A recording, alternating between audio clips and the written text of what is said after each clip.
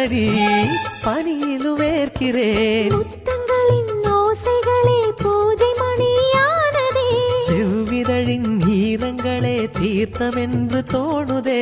கால நேரம் என்பது காதலில் இல்லையா? காமதேவன் கோயிலில் கடிகாரங்கள் தேவையா? சேலையில வீடு கட்டவா சேர்ந்து வசிக்க? ஜன்னல் வச்ச ஜாக்கெட் போடவா தென்றல் அடிக்க? முக்குத்தியின் மின்னல் ஒரு தீபமேற்றி வைத்து போக. சொக்குகின்ற வெட்கம் வந்து வண்ண கோலம் ஒன்று போட.